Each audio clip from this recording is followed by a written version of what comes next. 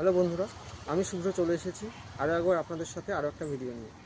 আমি আজকে আপনাদের বলবো অপরাজিতা গাছে ফুল না আসার কারণটা জানতে গেলে ভিডিওটা পুরোপুরি দেখুন। আমার এই অপরাজিতা গাছটায় দেখেন এখন আর ফুল আসছে না। কারণ হচ্ছে, প্রথম কথা, আমি এই গাছটাকে আমি চেয়েছি যে গাছটার থেকে আমি কিছু দানা তৈরি করব। আমি এই দানাগুলো আস্তে আস্তে গাছ থেকে আমি নিতে শুরু করেছি। আপনাদের এটাই হচ্ছে সবথেকে প্রধান কারণ ফুল না আসার। কারণ যখন গাছটা দানা প্রডিউস করতে শুরু করে দেবে, গাছটা কিন্তু মনে করবে তাকে দানাই তৈরি করতে হবে।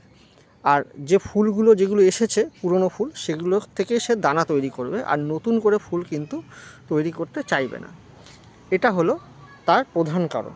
কাজেই আপনাদের যাদের পুরনো ফুল রয়ে গেছে গাছে, তারা কিন্তু পুরনো ফুলগুলো অবশ্যই সরিয়ে দেবেন। আর দ্বিতীয় কারণ হচ্ছে, অপরাজিতা গাছ কিন্তু অনেকেই হয়তো জানেন না, এটা মেন বর্ষাকালে খুব ভালো হয়।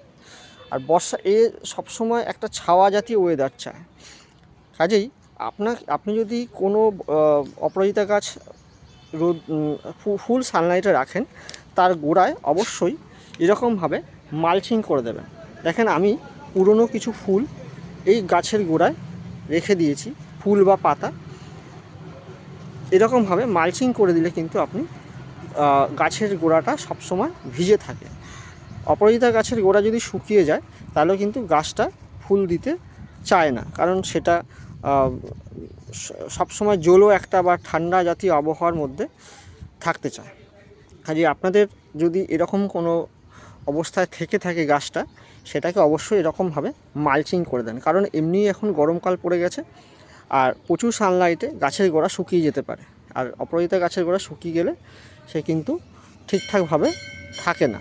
কাজেই আপনাকে এই দুটো জিনিস ফলো রাখতে হবে। একটা হচ্ছে যে যদি দানা চলে আসে গাছে, দানাটাকে কিন্তু আপনাকে সরিয়ে ফেলতে হবে। যদি দানা চান তাহলে দানা নিতে পারেন, না হলে দানাটাকে কিন্তু সরিয়ে ফেলতে হবে। আর পুরনো ফুল অবশ্যই আপনাকে ছিঁড়ে দিতে হবে, কারণ পুরনো ফুল থেকে কিন্তু গাছ দানা তৈরি করতে শুরু করে দেয়। ভিডিওটা যদি ভালো লেগে থাকে, লাইক, কমেন্ট ও শেয়ার করুন। ধন্যবাদ।